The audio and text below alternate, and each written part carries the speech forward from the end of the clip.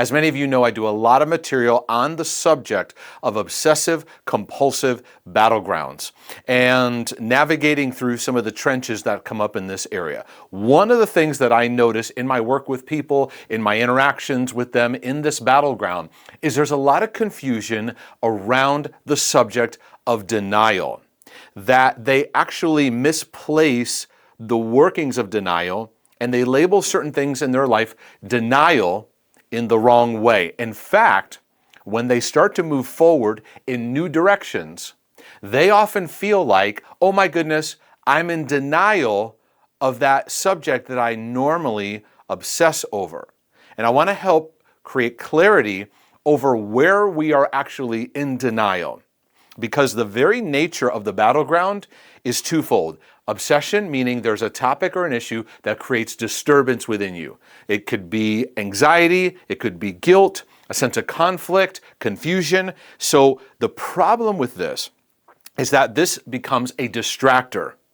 It becomes something that we focus in on and we become compulsive over. So compulsions range from so many different things. You overthink, you ruminate, you ask for forgiveness, you edit, you spin, you cycle spin more, you worry, all these different things that we try to do. We pray, we behave in certain ways to try to fix the obsession. What we don't realize is this right here is where denial is actually happening. The subject itself is distracting you. It's pulling you away from actually dealing with the issues in life that actually inflame obsessive compulsive issues. Because people who struggle with OCD, they struggle with distortions. There's 7 of them that I talk about, but there's others. They struggle with cognitive distortions, filters in how they see things that feed this obsession to say, this is the problem. No, this isn't the problem. The way you're approaching the subject is a problem. The way you approach your thoughts, the way you approach your thinking patterns. Now, underneath, if we take this obsession and this compulsion and we put a blanket over it, we'll look here and there's actually areas of our life that obsessive compulsives, they ignore and they move past. One is pain. They don't know how to deal with pain because pain is awkward. There's a lot of emotions and feelings. There's brokenness. It's not black and white. There's a lot of process in it. There's a lot of ugliness to emotions and feelings that we're working through.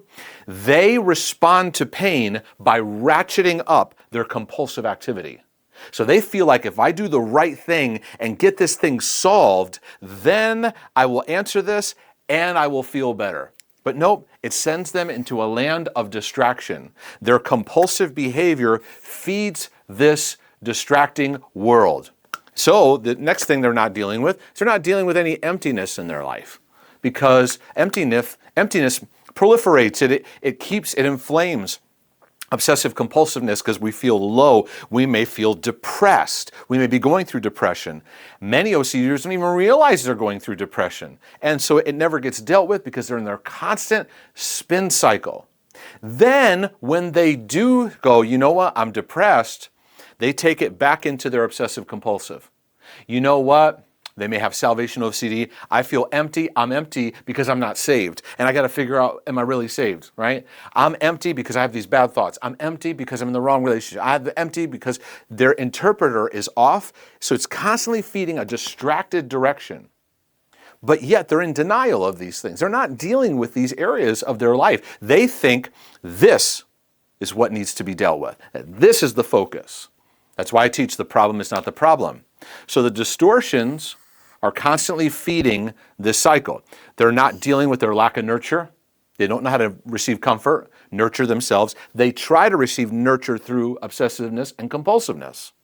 They don't know how to land. This is the big area, is TULA, T-U-L-A, total unconditional loving acceptance. They, in their behavior, are convinced they are loved when they get this right, because love talks about relational safety. So they're convinced of that.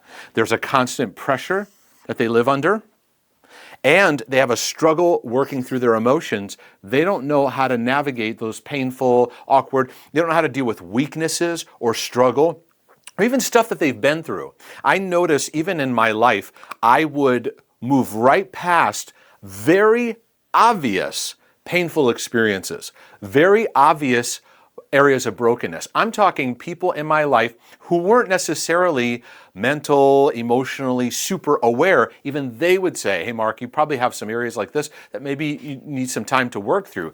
I was in, nope, this is what I got to deal with. And it wasn't until I realized this is where the denial is. We're not actually dealing with these areas here. So here's the takeaway. When you recognize, okay, here's the obsession, whatever the subject is you spin about, or subjects, maybe many of them, and you start to realize, here's my compulsion. Now, what I bring into the picture is I bring into your understanding compassionate grace. Compassion speaks to the love of God, His kindness, His patience, His embrace.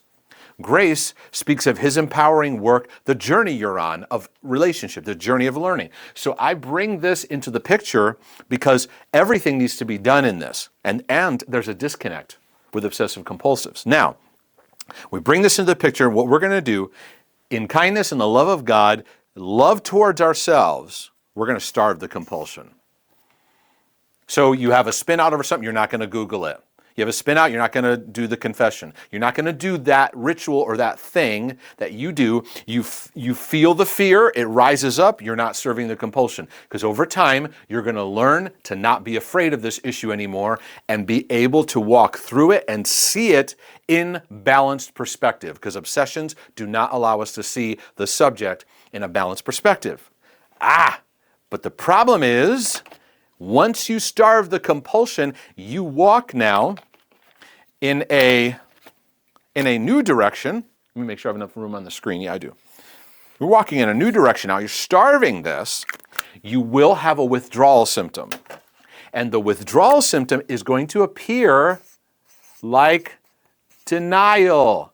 It's going to yell out, hey, you need to go back to this because you might be in denial that you've committed the unpardonable sin. You might be in denial that you don't have salvation right. You might be in denial about your thought life and the yucky thoughts that you have. You might be in denial that your relationship OCD needs to be fed. You're in denial of this. What is that statement saying? It wants to bring you back because this is a withdrawal symptom. Your body and mind, your being is used to living obsessive compulsively in how you respond to the thought. Again, we are shifting how we respond to our thinking by no longer serving the disturbance that's rising up within us. But one of the things that I notice over and over and over again is we'll think, no, I'm in denial right now. It's kind of smudgy how it's written there, but I think it's good that the marker's smudgy because it's a it's a deceptive, toxic way of trying to kick back. But this is lying. Where you're in denial of is these areas. You're not making room for dealing with pain, emptiness, and brokenness. No.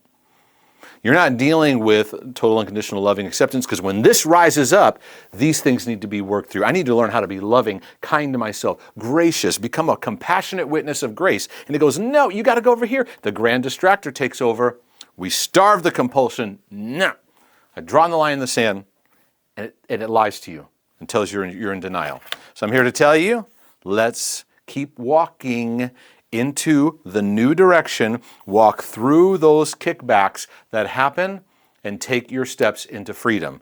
If this video has helped you, I want to encourage you, get a copy of the book, The OCD Healing Journey. I would also encourage those of you that want to make an investment in your journey to join my online course community, the Healing and Freedom Community, where you'll have access to all my online courses and specifically the OCD Healing Journey curriculum that's available there that you can take advantage of, that I'm now teaching on chapter by chapter in expansive mode to help equip you along the way. If this video was a blessing to you, would you do me a favor? Click like and subscribe. Go to marktasius.com where you can subscribe to my email newsletter. You can also support these free videos by clicking on the donate button on my website, and you can give a one-time donation or become a monthly supporter, and it's greatly appreciated. This is your brother from another mother saying, Lord willing, and the creek don't rise. I'll be back with more insights for your healing process. But in the meantime, I'm out.